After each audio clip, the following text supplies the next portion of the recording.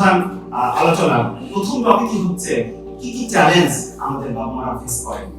2 number হচ্ছে বাচ্চারা তাদের এই চ্যালেঞ্জগুলা কিভাবে আপনার সামনে এক্সপ্রেস করে, আপনারা তাদের কোন আচরণগুলো দেখে বুঝবেন যে আপনার বাচ্চা চ্যালেঞ্জ ফেস করছে, কঠিন অবস্থার মধ্যে দিয়ে যাচ্ছে, তার সাহায্য দরকার আপনার। 3 নাম্বার হচ্ছে বাবা মায়েদের কোন আচরণগুলা সন্তানদের এই প্রতিকূল থেকে রক্ষা করতে সহযোগিতা করবে। নাম্বার 4 আমরা বাচ্চাদের কোন ধরনের খাবার দিলে বাচ্চাদেরকে মেধাবী হিসাবে তাদের এই আচরণগুলাকে আমরা সহজে নিয়ন্ত্রণ করতে পারবো। 5 নাম্বার হচ্ছে খেলাধুলা, এবং সবার শেষ হচ্ছে আমি এই টপিকটা অনেকের কাছ থেকে শুনেছি, অনেক বাবা মাই জিজ্ঞাসা করেন এই স্ক্রিন ব্যবহার, আর হচ্ছে মোবাইল, ট্যাব, এরপর হচ্ছে বাচ্চা কতটুকু ঘুমাবে বা কখন ঘুমাবে, এই বিষয়গুলোকে হাইলাইট করার চেষ্টা করবো। জাপানে যে সমস্ত শিশুরা জন্মগ্রহণ করে অথবা ছোট বয়সে জাপানে আসে, তাদের আসলে বেসিক্যালি কোনো ল্যাঙ্গুয়েজ সমস্যা নাই। ল্যাঙ্গুয়েজ সমস্যা হচ্ছে যারা একটু বড় হয়ে, বিশেষ করে যারা জুনিয়র হাই স্কুলে এবং হাই স্কুলে বয়সে আসে, তার মানে হচ্ছে 12 এবং তার উপরের বয়সের বাচ্চাদের এই ল্যাঙ্গুয়েজ প্রবলেম হয়। আর এখানে যে ল্যাঙ্গুয়েজ ব্যারিয়ারের কথা আমি লিখেছি, এই ল্যাঙ্গুয়েজ ব্যারিয়ারটা হচ্ছে বাবা মায়ের ল্যাঙ্গুয়েজ ব্যারিয়ার। বাবা মারা তাদের শিশুদের সাথে যথাযথভাবে কমিউনিকেশন করতে পারে না। এর কারণ হচ্ছে যে শিশু স্কুলে যায়, যে শিশু বই পড়ে যায়, ইয়োকশোতে যায়, তারা হচ্ছে কথা বলে জাপানিজ স্কুলে, এবং যখন বাসায় ফিরে আসে বাবা মা কথা বলে বাংলায়। তো এই যে ল্যাঙ্গুয়েজ সমস্যা, এই সমস্যার কারণে সন্তানের সমস্যাগুলো বাবা মা বুঝতে পারে না। তাহলে এই ল্যাঙ্গুয়েজ ব্যারিয়ারটা হচ্ছে প্রধানত হচ্ছে বাবা মায়ের, নট শিশুরা। 2 নম্বর হচ্ছে রিলিজিয়াস প্র্যাকটিস। আমাদের সন্তানরা অনেক সময় নানা রকম প্রশ্নের সম্মুখীন হয় যে সমস্ত বাচ্চা একরকম, আর একটা মেয়ে বাচ্চা আর একরকম। সমস্ত শিশুরা কি বলে আপনার যখন টিফিন বিরতি দেয় তখন তারা খাওয়া দাওয়া করে কিছুটা বিরতি পায়, খেলাধুলা করে। কিন্তু কিছু সন্তান আছে, কিছু শিশু আছে যারা তাদের খাবারের অর্ধেক সময়টা কাট করে নামাজের জন্য ব্যয় করে। কেউ কেউ আবার 3 নম্বর হচ্ছে কালচারাল কন্ট্রাস্ট। কালচারাল বিষয়টা হচ্ছে আমাদের, আপনারা জানেন যে জাপানে অনেক রকমের ফেস্টিভ্যাল হয় স্কুলগুলোতে বা উইকেন্ডগুলোতে বা ইউজিএনগুলোতে। এই কালচারালের কিছু কিছু বিষয় আছে যেগুলো আসে ইসলাম সরাসরি প্রতিবদ্ধ, ইসলামের সরাসরি নিষেধ আছে যে আপনি এগুলো করতে পারবেন না। কিছু কিছু আছে ইসলাম এটাকে নিষেধ করেনি, আবার আপনাকে করতে বলেও নি। তো এই যে বিষয়গুলো কোনগুলোতে আসলে শিশুরা করবে, কোন কাজে করবে না, এই দ্বিধাদ্বন্দ্বের মধ্যে সে ভুগে। এই যে কালচারাল ডিফারেন্স, এটা হচ্ছে একটা বড় রকমের ব্যারিয়ার। 4 নম্বর হচ্ছে আইডেন্টিটি কনফিউশন।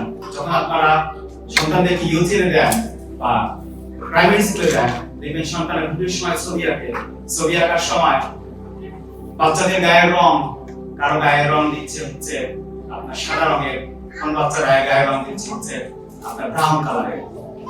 তো বিশেষ করে অধিকাংশ সময় আমাদের মতো যারা বাংলাদেশ থেকে এসেছে, ইন্ডিয়া থেকে এসেছে, তাদের গায়ের রং সবসময় ব্রাউন দেওয়া হয়। এই বিষয়গুলো সন্তানদেরকে প্রচন্ড রকম মানসিক ভাবে অস্থির করে তুলে দেয়, কেন ওরা ওদের গায়ের কালারের সাথে আমাদের কালার কেন আলাদা। ডায়েটারি রেস্ট্রিকশন, হচ্ছে শিশুরা সবসময় শুনে থাকে এটা খাওয়া যাবে না, ওটা খাওয়া যাবে না, এটা খাওয়া, এটা আমাদের জন্য নিষেধ, এটা আমাদের জন্য নিষেধ। কন্টিনিউয়াসলি শিশুরা শুনে নিষেধ। এই যে সবসময় নিষেধ শুনে, এই রেস্ট্রিকশন একটা বড় রকমের রেস্ট্রিকশন। আর সবার লাস্টে হচ্ছে শিশুরা প্রায় শোনা যায় যে তারা বুলিং এর শিকার হয় অথবা ডিসক্রিমিনেশনের শিকার হয়। এই বুলিংটা কখনো কখনো আমরা চোখে দেখতে পাই, ডায়াগনোসিস করতে পারি, কখনো কখনো করতে পারি না। এখন শিশুরা তাদের যে চ্যালেঞ্জগুলো, সেগুলো তারা কেমন করে প্রকাশ করে? শিশুরা প্রায় প্রকাশ করে অ্যাংজাইটির মাধ্যমে, ডিপ্রেশনের মাধ্যমে, মুড সুইং এর মাধ্যমে, আবার কখনো কখনো মেমোরি লসের মাধ্যমে। অ্যাংজাইটি কেমন? অ্যাংজাইটি এক একটা বয়সে এক এক ভাবে এক্সপ্রেস করে। অ্যাংজাইটি সবথেকে বেশি থাকে হচ্ছে আপনার মেয়ে বাচ্চাদের 10 থেকে 15 বছর। এই বয়সের মেয়েরা সবথেকে বেশি অ্যাংজাইটি থাকে যে ও দেখতে কেমন, আমি দেখতে কেমন, ও পড়াশোনায় ভালো, আমি পড়াশোনায় ভালো না। অথবা হচ্ছে কখনো কখনো দেখা যায় যে তার স্কুলে যাওয়ার কথা হচ্ছে সকাল 8:30 স্কুলে পৌঁছানোর কথা, সে সবসময় আগে আগে যে পৌঁছায়। তার হোমওয়ার্ক কমপ্লিট করার কথা হচ্ছে পুরো উইকেন্ড জুড়ে সে রাতের বেলায় হোমওয়ার্ক কমপ্লিট করে ফেলে। এই যে বিষয়গুলা, অ্যাংজাইটির প্রকাশগুলা অনেক সময় পরে বাবা মারা মনে করে এটা হয়তো ভালো গুণ বা এটা হয়তো সে এটা কেন করছে, বাবা মারা অনেক সময় ডায়াগনোসিস করতে পারে না। ডিপ্রেশন হচ্ছে অধিকাংশ ক্ষেত্রেই ডিপ্রেশন গুলো দেখা যাচ্ছে ছেলেদের ক্ষেত্রে। কারণ ছেলেরা অত্যন্ত চঞ্চল হয়, অত্যন্ত আপনার কি বলে একটা হচ্ছে ইন্ট্রোভার্ট, একটা রেট্রোভার্ট। ছেলেরা সাধারণত এক্সট্রোভার্টেড হয়, এরা সাধারণত অনেক কিছু এক্সপ্লোর করতে চায়, অনেক কিছু চায়, অনেক জায়গায় যেতে চায়, অনেক রকমের খেলাধুলা করতে চায়। কিন্তু তার এই ল্যাঙ্গুয়েজ ব্যারিয়ারের কারণে, তার এই সামাজিক ব্যারিয়ারের কারণে সে অনেক বেশি বন্ধু পায় না। বিশেষ করে তারা খুব কমই জাপানিজ বন্ধু নিজেদেরকে বন্ধু বানাতে পারে। তখন দেখা যায় যে সে আস্তে আস্তে ডিপ্রেশনের মধ্যে চলে যায়। আর মুড সুইং হচ্ছে অত্যন্ত রেগে যাওয়া, সবথেকে বেশি হয়। যখন সে স্বাভাবিকভাবে তার নর্মাল জীবনকে যাপন করতে পারছে না, তখন আপনি যখন তাকে একটা জিনিস বোঝাতে চাচ্ছেন, সে বুঝতে পারছে না, বরং হয় আপনি রিয়াকশন দেখাচ্ছেন অথবা সে রিয়াকশন দেখাচ্ছে, এবং তার রিয়াকশন অলওয়েজ প্রচন্ড রকম রাগান্বিত হয়ে যায়। আর একটা হচ্ছে বাচ্চাদের এই চ্যালেঞ্জের কারণে প্রায় দেখা যায় অনেক মেয়েদের ক্ষেত্রে, অনেক ছেলে শিশুর ক্ষেত্রে যে সে কোন পড়া মনে রাখতে পারে না, অতি দ্রুত ভুলে যায়, সে কোনো কিছু কনসেন্ট্রেট করতে পারে না। কিছু ফিজিক্যাল সাইন আছে, এগুলো ছাড়াও সত্যি সত্যি সে সেই সমস্যার মধ্যে দিয়ে যাচ্ছে, যে সমস্যাগুলো মানসিক না, শারীরিক। যেমন প্রচন্ড রকম মাথা ব্যথা কমপ্লেইন করে, মাথা ব্যথা কমপ্লেইন করে সবথেকে বেশি হচ্ছে টিনেজ মেয়েরা এবং টিনেজ ছেলেরা, স্ট্রেসের কারণে। তারপরে হচ্ছে প্রায়ই পেটে ব্যথার কথা বলে। বিশেষ করে হচ্ছে আপনার প্রাইমারি স্কুলের বাচ্চা। আপনারা হয়তো ভাববেন সে হয়তো স্কুলে যেতে চাচ্ছে না, তার কারণে পেটে ব্যথা করছে, কিন্তু আসলে তার পেটে ব্যথা করে স্ট্রেসের কারণে। কোনো ক্ষেত্রে দেখা যায় তার এই অ্যাংজাইটি ডিপ্রেশনের কারণে সে অনেক বেশি খায়, আবার কোনো ক্ষেত্রে খাওয়া একেবারে ছেড়ে দেয়। এই খাওয়ার রিদমের সবথেকে বেশি শিকার হয় হচ্ছে যারা টিনেজ বাচ্চারা, বিশেষ করে মেয়ে বাচ্চারা। সব শিশু হচ্ছে ঘুমের এলোমেলো, কখনো বেশি ঘুমায়, কখনো ঘুমায় না। এখন আমরা বলবো, আমরা সমস্যাগুলো বলার পরে এখন আমরা বলবো এই সমস্যাগুলোকে আমরা কেমন ওভারকাম করতে পারি। ওভারকামের জন্য আমি আপনাদেরকে 9টা পয়েন্ট বলবো। আমি আশা করব আপনারা 9টা পয়েন্ট নোট করে নেবেন। 1 নাম্বার, জ্ঞানার্জ করতে হবে আমাদের বাবা ভাই। আমি আপনাদেরকে বলছি বিজ্ঞানের কথা এবং দুনিয়া বিজ্ঞানের কথা। আপনি আপনার সন্তানকে মানুষ করবেন, যেই সন্তান আপনার পেটে অলরেডি চলে এসেছে, যেই সন্তান ভূমিষ্ঠ হবে আর হয়তো 9 মাস পরে, আপনি একটু পড়াশোনা করবেন না যে সেই সন্তান পৃথিবীতে আসার পরে আপনি কেমন করে লালন করবেন? আপনি জানবেন না যে একটা শিশু কখন আপনার পেটে লাথি মারবে? আপনি জানবেন না আপনি আপনার শিশুকে কতদিন মুখের দুধ খাওয়াবেন? আপনি জানবেন না, সেটা হতে পারে না যে আপনার শিশু কয়দিনে বসা শিখবে। যখন আপনার শিশু 1 বছর বয়স হয়ে গিয়েছে কিন্তু শিশু বসতে পারে না, আপনি জানেন না যে আপনার শিশু সত্যি একটা মেন্টাল ডিপ্রাইভেশনের মধ্যে দিয়ে যাচ্ছে, সত্যি তার একটা মেন্টাল ডিসঅর্ডার আছে যে আপনি ডায়াগনোস করতে পারছেন না। আপনার সন্তানের 3 বছর বয়সে ট্রাইসাইকেল চালানোর কথা, কিন্তু আপনি জানেন না সে এখন হাঁটতেই পারে না। আপনি তো জানেন না যে আপনার সন্তান মানসিকভাবে সে উঠবে। সুতরাং আপনাকে পড়াশোনা করতে হবে, আপনাকে জাপানিজ কালচার সম্পর্কে জানতে হবে, যেমন করে আপনাকে জানতে হবে আপনার দিক সম্পর্কে, কখন আপনি আপনার সন্তানকে নামাজ পড়াবেন সেই জ্ঞান যেমন আপনাকে অর্জন করতে হবে, আপনাকে সেই জ্ঞান অর্জন করতে হবে কখন আপনার সন্তানকে আপনি হাত ধরে হাঁটাবেন। 2 নম্বর হচ্ছে বাচ্চাদের সাথে আপনাদেরকে সহজ এবং সরল ভাষায় কথা বলতে হবে। আপনি আপনার নিজের ভাষায় কথা বলবেন। আপনার সন্তান যেন ইউটিউবে যাওয়ার আগেই যেন আপনার ভাষা সে শিখতে পারে। আপনি কখনো এইভাবে ভীত হবেন না যদি আমার সন্তানের সাথে আমি বাংলা ভাষায় কথা বলি, সে হয়তো জাপানি ভাষা শিখতে পারবে না, সে হয়তো স্কুলে প্রবলেম করবে। প্রবলেমটা আপনার শিশু না, প্রবলেমটা আপনার। আল্লাহর রাস্তায় এই কাজটা করবেন না। কষ্ট করে মুড়ি করে আপনি কোনো ভাষা আপনার সন্তানের সাথে বলার চেষ্টা করবেন না। নাম্বার 3 হচ্ছে বন্ধুত্ব। আমি এখানে বন্ধুত্ব বলতে এটা বোঝাইনি একজন ক্লাসমেটের সাথে যে বন্ধুত্ব থাকে, বাবা মায়ের সাথে সন্তানের সেই বন্ধুত্ব থাকে। আপনার সাথে যখন তার বন্ধুত্বটা এরকম হয়, তার সম্পর্কটা এমন হয় যে আপনাকে প্রচন্ড রকম ভয় পায়, সে কখনো এসে তার স্কুল থেকে যে সে বুলিংয়ের শিকার হয়েছে সে কখনো এসে আপনাকে বলবে না। যার হয়তো 12 বছর বয়স হয়েছে, সে হয়তো স্বপ্নে এমন কিছু দেখেছে তাকে সকাল উঠে গোসল করতে হবে। যদি আপনার সন্তানের সাথে এই এক্সপ্রেশন গুলা, এই কমিউনিকেশন গুলা আপনি আগে থেকে এস্টাবলিশ করতে না পারেন, আপনার ছেলে কখনোই আপনাকে সেটা বলবে না। সে সকালবেলা আপনাকে ফজর নামাজ পড়তে ডাকবেন, সে উঠে আপনার সাথে ফজর নামাজ পড়বে, কারণ সে জানে না আপনাকে ভয় পায় এবং আপনার সাথে কখনোই সেটা কখনোই সে শেয়ার করবে না। 4 নম্বরে হচ্ছে উত্তম আদর্শবান বাবা বা উত্তম আদর্শবান মা। আমরা সবাই চাই আমার সন্তান যেন কোরআনের হাফেজ হোক। আমরা সন্তান সবাই চাই আমার সন্তান যেন মাওলানা হোক। আমরা সবাই চাই আমাদের সন্তান যেন পড়াশোনায় তাদের ট্যালেন্ট হাই লেভেলে পৌঁছে যায়। কিন্তু আমি একেবারেই পড়াশোনা থেকে বিমুখ। আমাকে কখনোই বই নিয়ে বসতে দেখা যায় না। আমি অফিস থেকে ফিরি রাত 8টার সময়, আমি এসে গোসল করে খেয়ে রিমোট করে টিভি দেখতে বসি।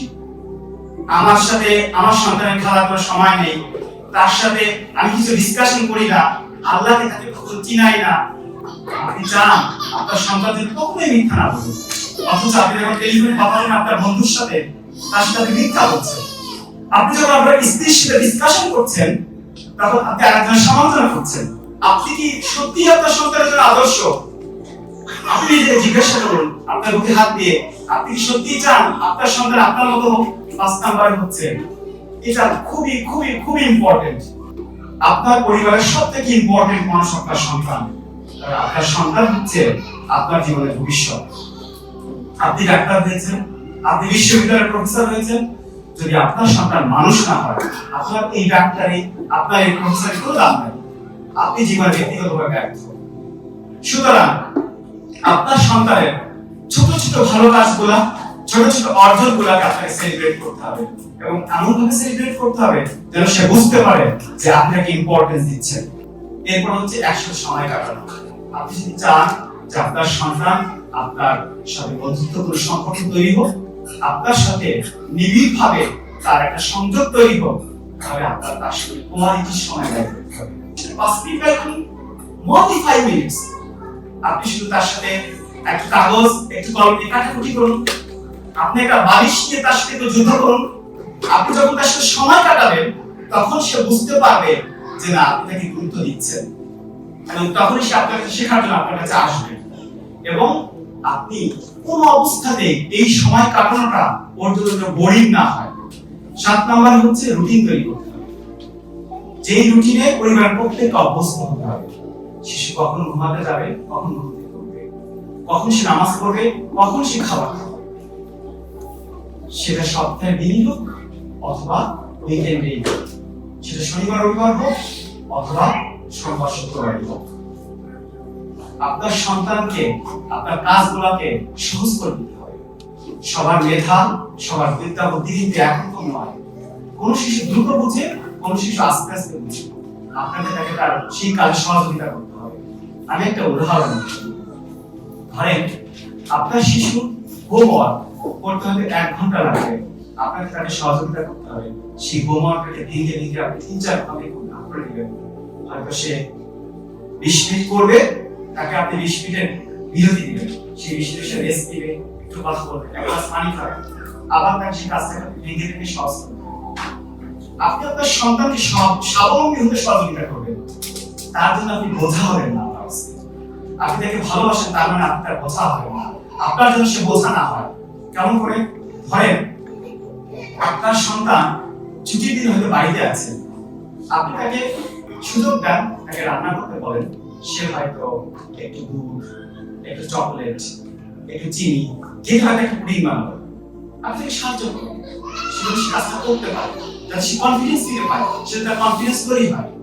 আপনি যখন তাকে সাইকেল চালানো শিখাবেন, তখন আপনি তাকে হাত ধরে শিখান, আপনি চালাতে দেন। যখন সে শিখে যাবে, তখন আপনি চালাবেন না। যে শিশু 3 বছরের বোতাম লাগানোর কথা, সেই শিশুর বয়স 5 বছর, প্রাইমারি স্কুলে পড়ে, এখন সে বোতাম লাগাতে পারে না। কেন পারে না? দোষটা কার? দোষটা আমার, দোষটা আমার। আর হচ্ছে মা সবসময় বোতাম লাগিয়ে দেয়, তাকে বোতাম লাগানো কখনো শিখায় না। জুতো সে করতে পারে না, কেন পারে না? কারণ জুতো করানো তাকে শেখানো হয়নি। এজন্য আমি বলবো যে আপনারা আল্লাহর রাস্তে তাকে কাজটা সহজ করে দেন এবং তাকে কাজটা নিজে নিজে করতে দেন। আর আরেকটা বিষয়, শৃঙ্খলা। এটা না বললেই নয়। আপনারা হয়তো ভাবছেন, আপনি তো সবই বললেন, সন্তানকে সবার উপরে প্রায়োরিটি দেবেন, এর মানে কি সন্তানকে শাসন করবো না? ডেফিনেটলি আপনি শাসন করবেন। কারণ আপনি যদি শাসন না করেন, তাহলে আপনার সাথে সেই বন্ধুত্ব তৈরি হবে না, সেই আপনার সেই বন্ধন তৈরি হবে না। যখন আপনি আপনার সন্তানকে কোনো আদেশ করবেন, সে শুনবে না। অবশ্যই আপনি শাসন করবেন, সেই শাসনগুলো হতে হবে অবশ্যই কনস্ট্রাক্টিভ। আমি উদাহরণ, ধরেন আপনার সন্তানের কিছু দাবি আছে আপনার কাছে, সে হয়তো আপনার কাছে ফুটবল কিনে চায়, আপনি তাকে অবশ্যই তার কাছ থেকে কিছু আশা করেন। আপনি তখন তাকে সেটা ঠিক করে দেবেন, বাবা তোমাকে কিন্তু আমাকে এই এক সপ্তাহের মধ্যে এই দুইটা সাবজেক্ট মুখস্থ করে দিতে হবে, অথবা ম্যাথমেটিক্সের এই চ্যাপ্টারগুলো শেষ করতে হবে। যদি সে করে আপনাকে ডেফিনেটলি করতে হবে, যদি সে না করে ডেফিনেটলি আপনি দিয়ে দিবেন না। আবার ধরেন আপনি আপনার সন্তানকে নিয়ম নির্ধারণ করে দিয়েছেন যে আপনি তাকে প্রতিদিন তার হাত খরচ বাবদ হয়তো 100 ইউনিট দেবেন অথবা 200 ইউনিট দেবেন। যখন আপনার যে নিয়মগুলো আপনি নির্ধারণ করেছেন সেই নিয়মটা সে যদি ভাঙে, আপনি আগে থেকে বলে দিবেন যে এইটা হচ্ছে আমার বাসার রুলস, এটা হচ্ছে রেগুলেশনস, এটা আমাকে মানতে হবে, এবং সেই রুলস এবং রেগুলেশন সবাই মিলিয়ে আপনারা তৈরি করেছেন। যদি সে সেটা না করে তাহলে তার এই ওয়েবসাইট টাকা কাট করা হবে, 200 ইউনিট থেকে 100 ইউনিট হয়ে যাবে, অথবা 500 ইউনিট থেকে 200 ইউনিট হয়ে যাবে। এইভাবে আপনারা শৃঙ্খলা নির্ধারণ করবেন। যেই কাজগুলো কখনোই কোনোভাবে করবেন না সেটা হচ্ছে চিৎকার চেঁচামেচি। সায়েন্সের দৃষ্টিভঙ্গি হচ্ছে আপনার চিৎকার চেঁচামেচিটা একটা বিজনেস সার্কেলের মতো। যখন স্টার্ট হবে আপনি একবার চিৎকার চেঁচামেচি শুরু করবেন, আপনার সন্তান আপনাকে দোয়াদারি হবে। আপনি যখন তাকে কোনো টাস্ক দিবেন সে করবে না, তারপর কি করবে? যখন আপনাকে জিজ্ঞেস করবেন সে মিথ্যা বলবে। এরপর কি করবে? এরপরে হচ্ছে সে আপনার চতুর্থ সীমানার মধ্যে আসবে।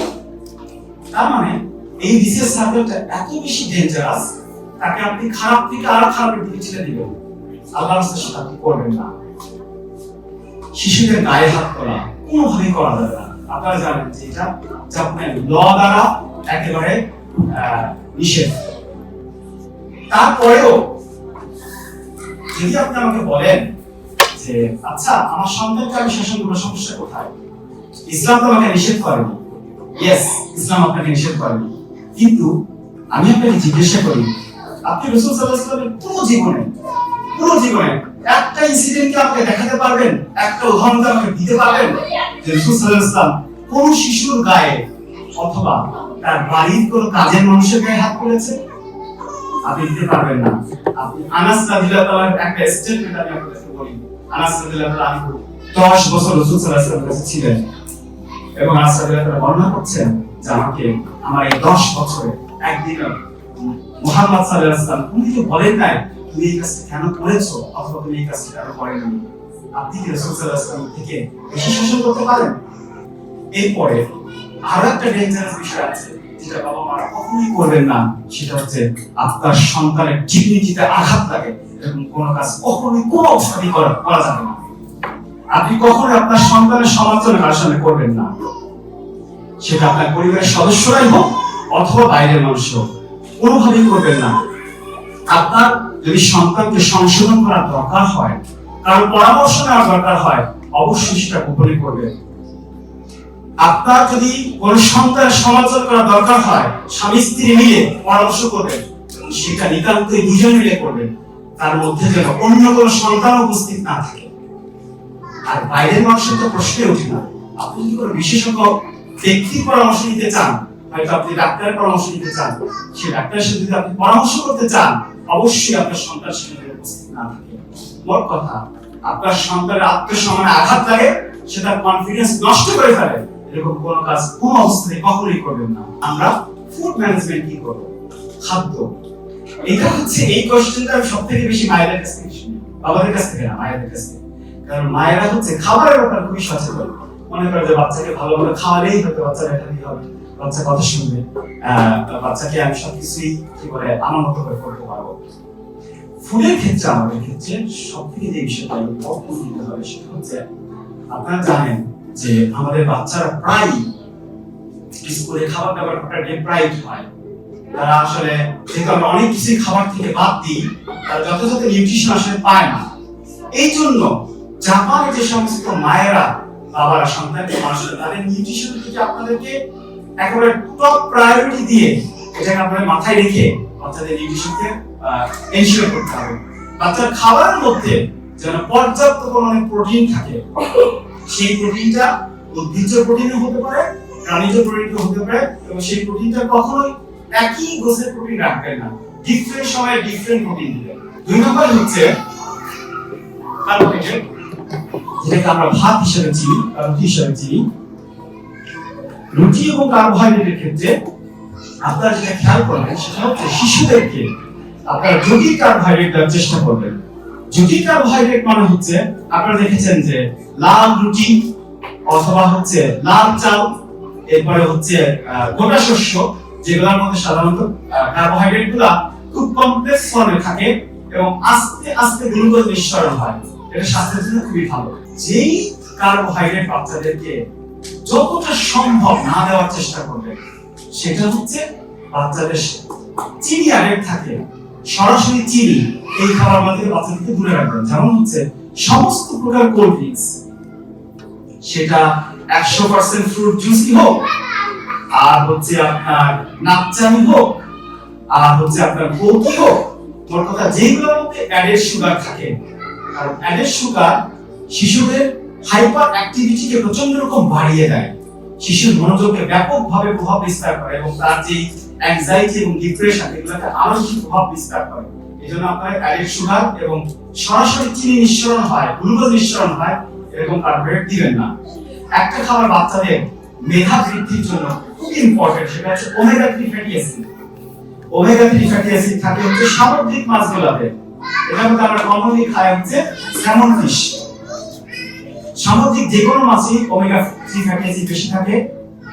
আমাদের দেশে জাপানতে তিলের তেল পাওয়া যায় না, বাংলাদেশে তিলের তেল পাওয়া যায়। তিলের তেলে প্রচুর পরিমাণে ওমেগা 3 ফ্যাটি অ্যাসিড থাকে।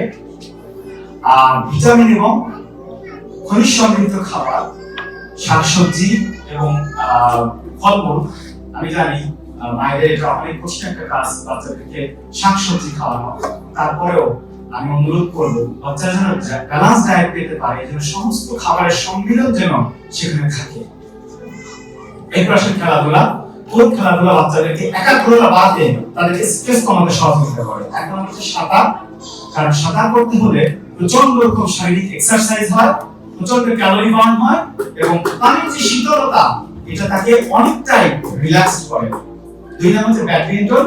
ব্যাডমিন্টন খুবই সহজ খেলা, মায়েরাও খেলতে পারেন সন্তানের সাথে, বাবারাও খেলতে পারেন, এবং খুবই সহজ খেলা। এই খেলার মাধ্যমে আপনার সন্তানকে আপনি এনগেজ করতে পারবেন। তারপরে হচ্ছে martial art. Martial art not really martial art, এই মার্শাল আর্ট টাইপের যে কোনো খেলা, সেটা বন্ধ হতে পারে, সেটা ডিফারেন্ট হতে পারে।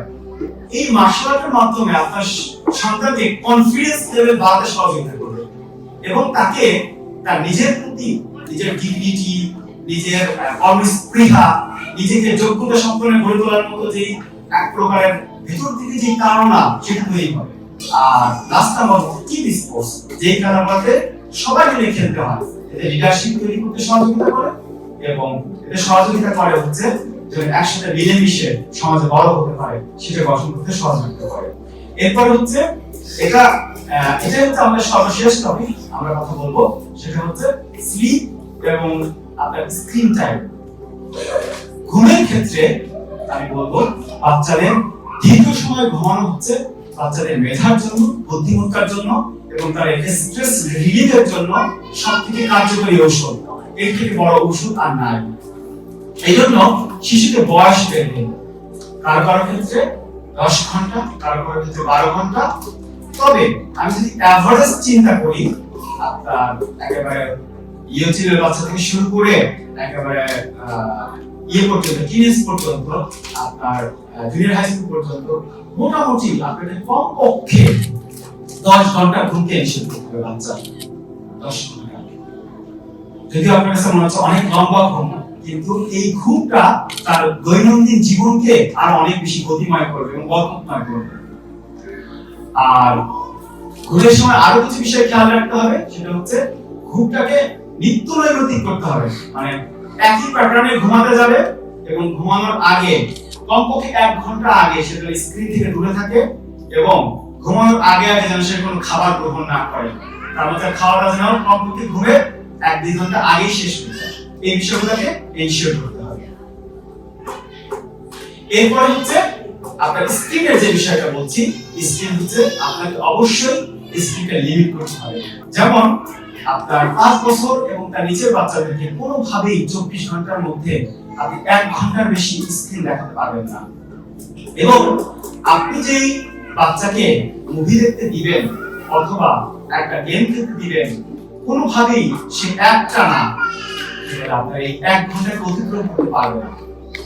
এবং সবসময় আপনারা খেয়াল করবেন, যদি আপনারা বাচ্চাদেরকে মুভি দেখার সময় দেন অথবা যদি তাকে গেম খেলার অনুমতি দেন, অবশ্যই সেটা যেন বড় স্ক্রিনে হয়। এবং আপনাদের বড় স্ক্রিন কিন্তু বড় স্ক্রিন আমি টেলিভিশনের কথা বলছি, অথবা এরকম কোনো স্ক্রিন যেহেতু তাকে সরাসরি হাতে নিয়ে করতে হয় না, এতে তার শরীর, তার মেধা, তার বুদ্ধিমত্তা মারাত্মকভাবে ব্যাহত হয়। যখন সে হাত দিয়ে একটা ট্যাব ধরে থাকে অথবা মোবাইল ডিভাইস দিয়ে সামনের মধ্যে বসে থাকে। এবং আপনার এই যে কি বলে স্ক্রিনিং, এই সময়টা অবশ্যই আপনি বিছানা থেকে খাওয়ার টেবিল থেকে দূরে রাখবেন। সে তার সমস্ত স্ক্রিনিং এর সমস্ত কাজ সে তার বসার রুম থেকে অথবা তার যে ড্রয়িং রুম থেকে শেষ করে আসবে। সে কোনোভাবে বিছানার মধ্যে নিয়ে এটা উঠবে না, খাবার টেবিলে কখনো এটা নিয়ে আসবে না। খুবই সিনসিয়ার এবং সিরিয়াসলি বলবো বৌমাকে, আপনারা তার সাথে অংশগ্রহণ করুন। বিশেষ করে যারা হচ্ছে প্রাইমারি স্কুলের বাচ্চা, এই সময়ে বাচ্চা কি দেখছে, যা সে দেখছে সত্যি এডুকেশনাল কিনা, এবং আপনি তাকে উৎসাহিত করবেন এমন ভিডিও যেন সে দেখে যেটা তার জ্ঞান আহরণ হয়। এবং আপনি খেয়াল করবেন, যদি আপনি তার পছন্দের ভিডিও চেঞ্জ করে কি বলে জ্ঞান আহরণ হয় এমন ভিডিও দেন, আপনাকে বলতে হবে না বাবা 1 ঘন্টা বেশি দেখা যাবে না, ও 1 ঘন্টা পরে এমনি দেখি, এমনি টায়ার্ড হয়ে যাবে। কিন্তু আপনি যদি ওকে ছেড়ে দেন, দেখবেন ঘন্টার পর ঘন্টা দেখছে। এটা বড়দের ক্ষেত্রেও সত্যি। সর্বশেষ আমার যে কথা আমরা সবাই জানি, এটা হলো যে আমি আপনাকে নিষেধ করলাম, আপনি বকাবকি করবেন না, মাইক দিবেন না, অ্যাপ্রিশিয়েট করবেন, তার সাথে খেলবেন, কিন্তু আপনি ভাবছেন আমার কোনো কিছুতেই কিছু হচ্ছে না, কোনোটিতেই আমার সন্তানকে আমি আসলে স্বাভাবিক অবস্থায় রাখতে পারছি না, বা আমি আমার মতো করে মানুষ করতে পারছি না।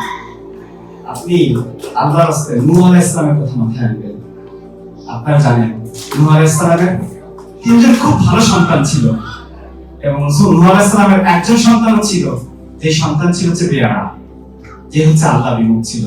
সেই নূহ আলাইহিস সালাম এর সেই সন্তান, আপনারা জানেন যখন সারা পৃথিবী জুড়ে বন্যা হয়েছিল, প্রবল বন্যা, আল্লাহ রাব্বুল আলামিন কোরআনের মধ্যে সুন্দর করে বর্ণনা করেছেন, তখন নূহ আলাইহিস সালাম তার সন্তানকে ডেকেছিল, বাবা আজকে কেউ রক্ষা পাবে না, তুমি জাহাজে চলে আসো। তখন নূহ আলাইহিস সালাম সেই সন্তান বলেছিল, বাবা তুমি চিন্তা করো না, আমি পাহাড়ের উপরে উঠে যাব। তখন আল্লাহ রাব্বুল আলামিন প্রচন্ড পানির কি বলে স্রোত দিয়ে তাকে ভাসিয়ে নিয়ে গিয়েছিল, এবং আল্লাহ রাব্বুল আলামিন তখন নূহ আলাইহিস সালামকে ধমক দিয়ে বলেছিলেন যে নূহ তুমি কি বলে জানো না কে হিদায়াত আনবে অথবা কাকে হিদায়াত দিতে হবে। তো এরকম উদাহরণ আমাদের কি বলে যদি আমরা অতীত ইতিহাস দেখি, ইসলামের ইতিহাস দেখি, আপনি দেখতে পাবেন যে প্রচন্ড রকম ভালো মানুষের ঘরেও প্রচন্ড রকম বেয়ারা সন্তানের জন্ম হয়েছে, আবার প্রচন্ড রকম খারাপ মানুষের পরিবারেও প্রচন্ড রকম ভালো সন্তান জন্ম নিয়েছে। তো আপনি যেটা করতে পারবো, যতটুকু আমাদের ক্ষমতা আছে সেটা আমরা ডেফিনেটলি করব, এবং আমরা আল্লাহ রাব্বুল আলামিনের কাছে হাত তুলে আল্লাহ রাব্বুল আলামিনের সাহায্য প্রার্থনা করব। বিশেষ করে আমি মায়েদেরকে বলবো, বাবাদেরকে বলবো, শেষ রাতে উঠে আল্লাহ রাব্বুল আলামিনের কাছে হাত তুলে আপনারা দোয়া করবেন যে হে আকাশের মালিক, হে আমার সন্তানের মালিক, তুমি আমার সন্তানকে সৎ পথে পরিচালনা করো এবং আমার চোখ খুশি করো।